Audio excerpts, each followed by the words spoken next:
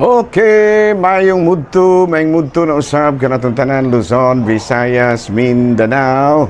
Mayong mudto Philippines, mayong mudto world, mayong mudto universe. Ana na pud ta mga higala nini nga atong tulumanon sa kahanginan C&A Catechesis on Air. Ug ako lang gihapon kini inyong ubos nga alagad Reverendo Padre Edwin Academia Acab. Abino adlaw na usab karon nga Huwebes.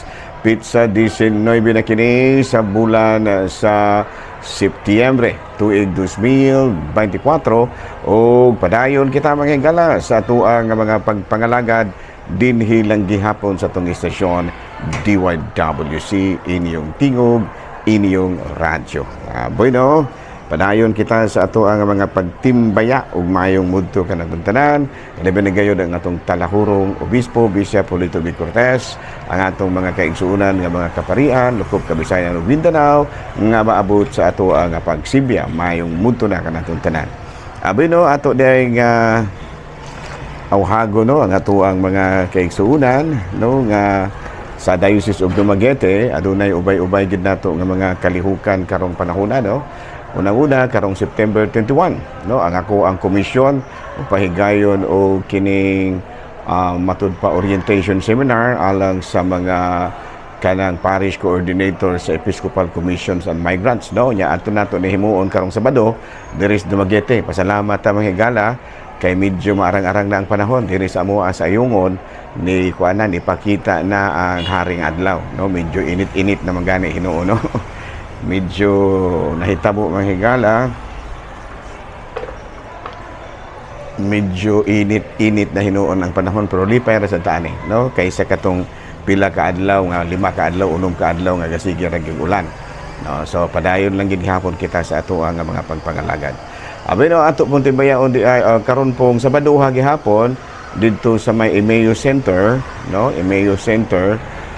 Dito po ang ato sa ECME nato kining sa Episcopal Commission on Migrants kanang gitawag orientation seminar alang sa mga parish coordinator sa atong komisyon adto kini himuon sa Plaza Maria Luisa Suite Inn no magsugod alas 8 sa buntag, libre ra mga higala, libre ra, walay registration fee unya hantod kini alas 4 sa hapon. Ang inyohang mga kuan ang inyong mga gitawag nato og ang inyong mga kining gitawag og representative sa kada parokya usara ka buok pero libre ra tanan, klite ra ilaha. Okay, klaro ba? Unya alang usab sa kining Commission on Catechism nga naa pud sila quiz B no tulo ka mga representative kada parokya nga mag-abot sila dito sa may Emmaus Center sa may kining gitawag og sa Emmaus Center no dito sa paning lugaran diri mga higala no dapit sa may palasyo no dapit sa Bagakay unya adto sa Emmaus kanang Emmaus Seminar House no adto dito no unya karong September 28 una pud tay mga kalihukan mga higala no para sa kining Commission on Youth na agihapoy kanang Youth Assembly no. Dili na Commission on Youth, dili BEC Commission Commission on Catechesis, dili na katiki. Karong daing Sabado may higala Commission on Catechesis na kanang quiz B. No unya karong gihapon September 28 Sabado gihapon naapod tay gitawag nato og kanang Catechist Assembly no adto dito sa may St. Paul Open Hall no dito sa may kini dapit sa may Piapi dapit sa may St. Paul's unya BYOP ra walay limit og pila ka buok inyong ipadala no basta magbalon ra balon no adto dito sa may gitawag og adto sila dito sa kining St. Paul. Okay, klaro? Unya ang kuan pod kanang Couples for Christ in line with the Family Life Apostolate o kining Dorm C no Dorm C kanang Diocesan Organization Renewal Movements and Communities no doon na pod sila gatherings no kinahanglan sila og napulo ka mga representante libre ra gihapon magdala ra og ilahang bato kanang botelya nga kasudlan og tubig. Ayan no. So manay mga kalihukan nato ha. No ay mo kalimot taon niya ato de kaganina de ang buntag na napahimutang na sa iyahang katapusang kapahulayanan, no, si Father Moises Selva kumos inana gyud na kinabuhi nato moabot gyud ang panahon nga gubuya gyud ani ning kalibutan. So ay mo kalimot mga higala ha, iampo gyud nato ang kapahulayang dayon sa atong igsuon nga si Father Moises Selva. Okay, no, ari kita mga higala sa ato ang Saint of the Day. Aboy no, ang atong Saint of the Day karon adlaw karon nga Huwebes, sa 19 niining bulan sa Setyembre, mao si San Januarius mga higala no. Unya kini si San Januarius, no, born during the time of the persecution of Christians during Emperor Diocletian in 305, no, na kuan ng tao ni siya na tao sa panahon nga diin gilutos ang mga Kristiyanos. Unya kini siya mismo gidakop kini si kuan Januario, no, he was arrested and was made to renounce his faith, pero sa diha nga ni-resist siya. When he resisted, he was do into the amphitheater, no, gikuan siya, gidala siya dito sa amphitheater dito sa Puzol, Italy, to be crushed by wild bears, no, sa tupag gikuan din siya, gilalog sa mga bear, o sa mga kuan of bear, no, uso man siguro na uso, no, kay kanang wolf lubo man na, no, kanang bear mo ng uso, no, gilalog siya sa mga wild bear ya. Kanang wild bear mga higala kusgan ba na kayo, no, kanang maigo kanang ilahang sagpa ba, kung maigo ang ulo sa kabayo ana, langpot ang ulo sa kabayo ana, so dili na matabang nimong kakusugaw niya mo in town kanay naghunos sa kinabuhi ni San Januario tungod lamang kay wala niya salikwa yang iyahang pagtuo. So karong adlaw mga higala atong gihinumduman ang lain na pong patron sa Katolikong simbahan nga mao si San Januario. Unya ari kita mga higala sa atuang kining CBCP News, no, Arsobispo sa Tugigaraw gihingusgan na niya nga ang BEC dako kayo og ikatabang aron pagpalambo sa Jubilee celebration nato, no, ang Arsobispo sa Tugigaraw.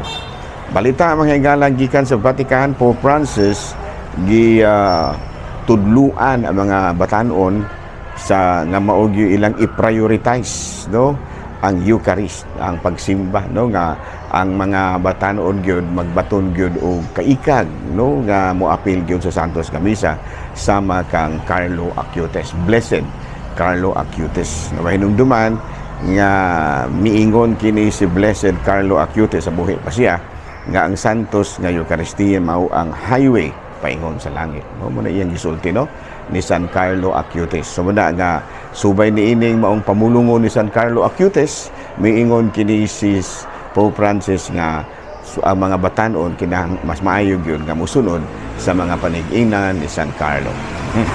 Hala, no, padayon ta mga higala sa atuang mga buhatono ni ining kabuntuhon o mayong mudto di ay sa atuang igsuong pare din anong akong gawiks din ha sa may Calombian, no, Colombian, no, si Father Christian Durango. Ayan, no, parinti man isla ni Bishop Durango siya, no, Archbishop kining ilaha ni Father Durango, niya, no, kuan ning iyaha, pero parinti ra gihapon kay Bishop Christian Durango. Ayan, no. Hala, no, may mudto na kanatong tanan mga higala, ang ginaot kita nga ana ang kamuntanan sa Kapiskay sa panglawas, no, ari na kita mga higala sa atuang catechism. Okay, no, ari kita padayon gihapon nato nga gihisgutan ang gitawag natong catechism on creation. Pero damna ari kita sa misteryo sa creation. Ang balaang kasulatan, no, secondary sa atuang nabasa sa kining catechesis nato, catechism book, no, ang balaang kasulatan ug ang pagtulunan nga atong nadawat gikan sa mga nahauna kanato, no, kining gitawag natong tradition, kanunay nagtudlo nga ang kalibutan gihimo alang sa kahimayaan sa Dios, no, nga sa ato pa ang kalibutan gihimo aron atong himayaon ang Ginoo. Tungod ini gipaambit niya gipaambit niya sa iyang kahingpitan uban ang paghatag ug kagawasan sa pagpili ang tanang katawhan, no? Sa ato pa kay gusto man lagi niya nga himayaon ang sa katawhan ang Ginoo, so iyaha kining gitagaan gipaambit sa iyahang kahingpitan dungan sa paghatag kanila og katungod sa pagpili kung mubuhat ba sila maayo o dili. Mo man nakanindot din sa creation sa Ginoo, especially ang iyahang mga katawhan kay wala niya himua nga iyahang himuon nga mga robot, no, nga mandaran lang. Kung dili kinabubuton gyud sa iyahang mga gitawag nato sa English og creatures, kung mupili ba sila o dili sa Dios, no? Unya gani gihimo kita niya nga tawo nga iyahang mga anak. Pinaagi ni Kristo o pinaagi ni ini, mas mapanindot pagyud sa tao ang kalibutan ug maghatag og kabulaha o maghatag kini og kahimayaan ngadto sa Dios. Muna, no, nga duna gyud misteryo ang creation, no? Duna gyud matawag natong misteryo. Unya matud palagi ang kalibutan gihimo sa Dios gikan sa wala. God created the world out of nothing. So muna nga kitang tanan mga nothing ra gid because we are created out of nothing, so we are nothing. Pero nahimo kitang something tungod kang Kristo. O muna diha, no, nga we are created out of nothing pero nahimo kitang somebody tungod ni Kristo kay giila naman kita nga mga anak sa Dios pinaagi kang Kristo. So muna nga kung ato nga pamalandungan sa Juan kapitulo 15 bersikulo 5 niingon si Kristo, ako ang punuan sa paras ug kamo ang mga sanga. Ang magpabilin kanako ako diha kaniya mamungag daghan kay kun wala ako wala kamoy mahimo. Kay nothing lagi kita. So kung wala si Kristo, kung wala ang Ginoo, wala kita. Pero although we are created out of nothing, then we become something because of Christ. Why? Tungod kay gihimo man lagi kitang mga anak sa Dios pinaagi kang Kristo. O mo mga misteryo man ikala, no? Misteryo gid ang sa ato ang pagkahinimo tungod kay ang Dios nakahimo man sa tanang butang sa gikan sa wala, makahimo usab siya pinaagi sa Espiritu Santo nga makahatag usab espirituhanong kinabuhi nga kari kanato pinaagi sa amatod pabagbag-o sa atong kaugalingon pinaagi sa Espiritu Santo. So banay mga mystery of creation na hingala, no? That we are created out of nothing, but because of Jesus Christ, we become something. Ayan, no? And we inherited the perfection of Christ, the perfection of God. We inherited the perfection of God. And that's the reason nga alang kanato ang kalibutan perfect. Although lang nga dunay mga problema kay imbis na perfect ang kalibutan, kitang mga tao ang mo'y naghimo nining dili perfect. Muna nga aron ma-perfect yun, gipadala ni Kristo sa Dios ang iyang bugtong anak aron nga iyang luwason ang katawhan. Ano? So muna karoy ato ang topic o na kinaot ko nga inyo kining nasabtan. Ari na tayo higala sa ato ang ikaduhang hisgutan. Gamay lang mga higala, no? So doon ay mga panguntana Father. Kanang magkuanta Father, pwede ra ba o kanabitaw maghinulsol ta sa atong mga sala? Kanang mangumpisal ta, pwede ra ba mo direct to God ta? O pwede ra ba og muagi ta og pare? Ang tubag na dili ra ta magpili ana. Nganuman, dili ra ta mo choose kay pwede ra man pug mo direct to God ta. Pwede ra pod og matud palagi ipaagyan natong pare. No? Kay nganuman tungod kay kung atong ipaagi og pare, mas bulubing taha gamay. Pero pwede ra gyapon mo direct to God ka. Kay wala man pud atong kung maingon ta nga mo confess na gyud ta, wala man pud ato bitaw ba nga gipakasayo ang mga laing relihiyon. Kay wala dili ba na sila mangumpisal. So kung tinuod gyud pud ka nga kanang gitawag nato naghinulsol sa mga sala, pwede ra sad na siya. No, dili ta makahukom ana.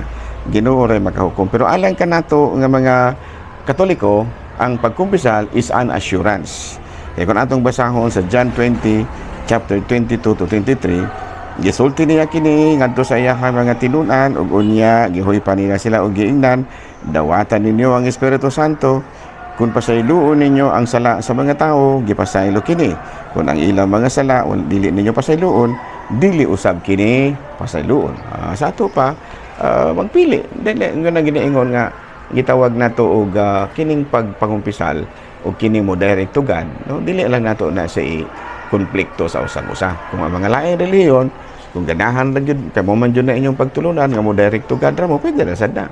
Pero kami, kitang mga Katoliko, nituo kita sa giingon ni Kristo nga ang mga apostoles adunay katungod pagpasaylog sala hingon sa bato sa mabasa nato sa Juan kapitulo 20 bersikulo 22 sa 23. Matud pa niya, dawatan ninyo ang Espiritu Santo, yang giingnan ang mga apostoles, kung pasayloon ninyo ang sala sa mga tao, gipasaylo kini. Kung ang ilang mga sala dili ninyo pasayloon, dili usab kini pasayloon. Sa to pa kining kabahin sa pagkumpisal, this is an assurance nga kung kinasingkasing yun ang ato ang paghinulsol ug atong pagpangasaylo sa atong mga sala, tinuod gid ang napasaylo. Dahil dili sad nato hukman po ang mga laing relihiyon nga sayop mo, no? Dili sad, no? Kaya ang Ginoo ra may nasayod pod ka kanang ilang direct to God nga dili man ta moingon nga sayop na. Tungod kay ang Ginoo ra may kadunay katungod pag kanang gitawag nato o duna ra may katungod sa paghukom. Sa mga dili po sila makahukom nato, no? Nga sayop pod ning atong pagkumpisal kay tawo ra po ning pare. Sato pa ang Ginoo ra gyud nasayod diini, no? Ya kita igo ra man sa tang nagtuman kuno sa atong gituhuan. Sila po nagtuman tapos sila kung silang gituuhan, di wala problema, no? Mo na ginaingon nga dili lang nato na sa ikompetensya tungod kay magdepende ra na sa tawo ug sa iyahang pagtuo. Mo na ginaingon nga ikaw ug ang imong pagtuo. Okay, klaro? Balik-balikan na og ang higala, ha. Kita-kita gyapon kita, ako ray makakita, kamo ray makakita nako, pero dili mo kakita. Dili ko kakita ninyo, pero okay ra, wala problema. Di naman kinahanglan nga mag-eyeball pag ta. Ang importante nga nagkahiusa kita sa usa ka pagtuo diha sa usa ka Dios ug sa usa ka simbahan. Kung Katoliko ka, pag dili nagkahiusa kita diha sa usa ka pagtuo, no, diha kang Kristo. Klaro? Halamang Mudto Pilipinas.